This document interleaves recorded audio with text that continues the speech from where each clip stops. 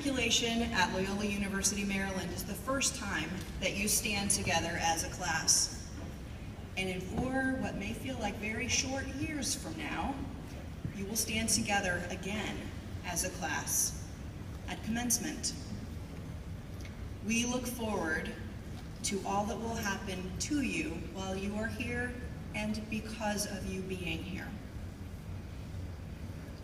Please now welcome Ms. Moira of the class of 2016, who is your Student Government Association President.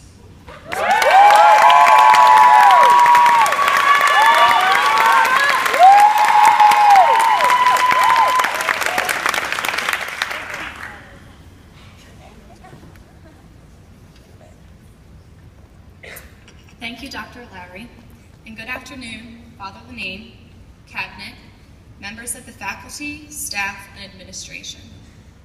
A special good afternoon and thank you to our orientation staff and Evergreens. Your ceaseless energy and smiles do not go unnoticed. You and ROTC have also managed to make me look like a sweaty, out-of-shape sloth moving into Flannery today, so thank you. Welcome, Student Government Executive Board, who are here as well. This week in training, I have been simply inspired and humbled by your passion and endless service to this school. I look forward to leading beside you in serving our student body this year. Lastly, the class of 2019. We welcome you today with open arms to Loyola University, Maryland. We have been waiting for you, each and every one of you. We were incomplete until you arrived. And now that you have, let us begin.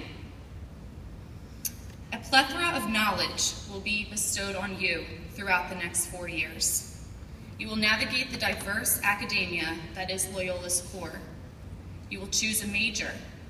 Hopefully, it will coincide with your passions, and you will delve into the richness that major provides. You will gain knowledge on how to do that first load of laundry, how to eat Maryland crabs properly, and how to get that perfect Instagram from the humanities front porch. I would like to now add to this list 2 important things I have learned in my time at Loyola, Maryland. This environment of Loyola you are about to enter into, above anything else, has taught me the importance of authenticity, and it has taught me the importance of allocentricity. Authentic and allocentric. 2 words that do not get the attention they deserve. 2 words to consciously embody. To strive for authenticity is to strive for your truest self, your unobstructed, unaltered, genuine being. It is silencing the opinions, the stares, the comments, and the norms that others have created for you and simply be. I used to pride myself on not being much of a crier. Being the middle of 5 kids, you grow a thick skin fast. You brush off what comes your way and move on. But if I am being my honest, authentic self, I must say, 3 years ago on this day as a first year, I had a pit in my stomach all day. I just wanted to cry and cry. I was uncomfortable, I was homesick, and I did not know a soul. Some may be feeling the same way. Others may be thinking, get me out of here and let me play my Xbox. Regardless, I can vividly picture myself sitting up in one of those left seats next to a girl who I thought was quite strange. I'm sorry, Emily Brookshire.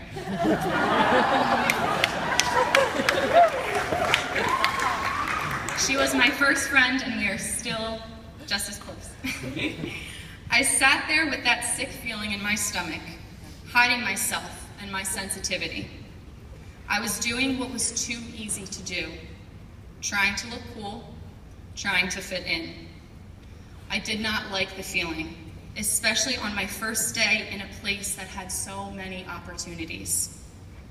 My mom and dad's words of advice echoed in my ears. Be a leader, not a follower. I wanted to listen to their words. I did not want to brush my feelings aside or make myself blend in. Instead, I made a conscious decision, and I fed into the tugging, the urge to branch out and grasp at every chance Loyola was giving me to be my authentic self. Whether I was standing alone or not, Loyola challenged me from the moment I got here to be uniquely me, to take what was being offered to me. And with the never-ending support of God, my parents, my siblings, and friends, I started grasping at those chances.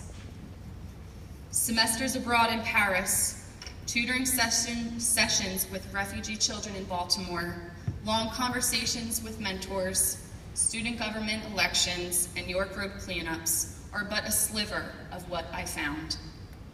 Please look for those opportunities here. Please be that member of the class of 2019 that we have been waiting for. Be that authentic self, standing steadfast to your values, your roots, your education, and your faith. Have your 2 feet planted firmly on the ground and remain resolute when others challenge you. Throughout the next 4 years, you will be challenged, but through the process, your scope will widen. You will receive an education that many are not blessed to have. This education will better help you plant your feet. Through our Jesuit ideals, you will learn where to stand.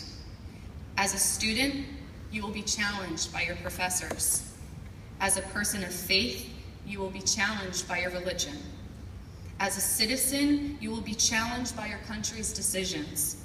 And as a friend, you will be challenged by those sitting beside you. My wish for you is that these experiences will accumulate to amplify the curious, scared, excited, compassionate, and aware individuals that you are right now. My wish for you is that these experiences will amplify your authenticity. However, authenticity is a characteristic that is frequently dismissed in our society. Unfortunately, prejudice, dishonesty, corruption, and greed tend to permeate through the good stuff.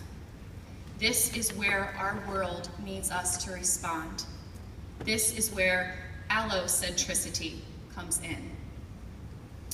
Unlike the commonly heard term egocentric, meaning caring only for oneself and one's personal needs, allocentric is a term rarely used amongst us. It cannot be found on dictionary.com, and a red line appears underneath it in a Word document. To be allocentric is defined as having concern for the interest of others more than one's own. It is what this city of Baltimore needs from you. It is what this campus needs from you. Our world needs your positivity, your passion, but more so, your compassion.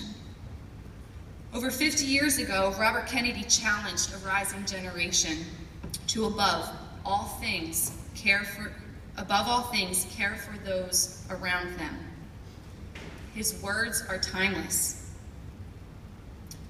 We can perhaps remember, even if only for a time, that those who live with us are our brothers, that they share the same short moment of life, that they seek as we do nothing but the chance to live out their lives in purpose and happiness, winning what satisfaction and fulfillment they can.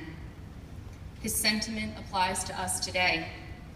The world is full of people blessed with great intelligence, and the attention of our society often focuses disproportionately on them. At Loyola, we strive for men and women whose high intelligence, as important as it is paralleled only by their love for those around them. The Loyola student is the student that is aware of and responsive to the injustices that occur around the corner as well as around the world. The Loyola student is the student that asks the hard questions, stands up for the voiceless, and gives without expectation of receiving. I challenge you to live for others, to serve others, and remain humble as you do. 3 years ago, I sat here wondering how any of this could be achieved. I wondered how I could feel at home in a place that seemed so foreign, wondering how I could hide my tears. I challenge you to simply embrace it and feel. Feel everything these next 4 years and do not be afraid of it. Ironically, today, I still have a pit in my stomach. I want to cry, not because I'm afraid I will never find those friends that compare to my high school ones. I want to cry because I can't imagine leaving the ones I have found here. I want to cry not about anxiety for my college courses, but for the gratefulness and appreciation I have for my professors and the challenges and expertise they bring to the classroom every single day. I have a pit in my stomach about missing those conversations on the chapel steps, the late night papers in the library, the burning of cookies in my apartment, the walking across the bridge and smiling at faces I have grown accustomed to seeing. This is the effect Loyola has had on me. I hope one day it too brings you to tears. I have confidence that it will. In the meantime, though, smile, breathe, and go slowly. Don't be afraid to ask for help. Your student government, evergreens, RAs, and fellow Greyhounds are here to support you in every step of the way. I am eager to serve as your student body president, and I am looking forward to seeing all of your faces on campus. Lastly, I would like to end with a quote from Erica Harris that resonates for times of transitions, times of experiencing a new place, such as Loyola. It is good to feel lost, because it proves you have a navigational sense of where home is. You know that a place that feels like being found exists. And maybe your current location is not yet that place, but alleluia, that unsettled, uneasy feeling of lostness just brought you closer to it. Welcome, class of 2019. Go embrace the lostness. Plant your feet, be authentic, and live for the needs of others. Thank you.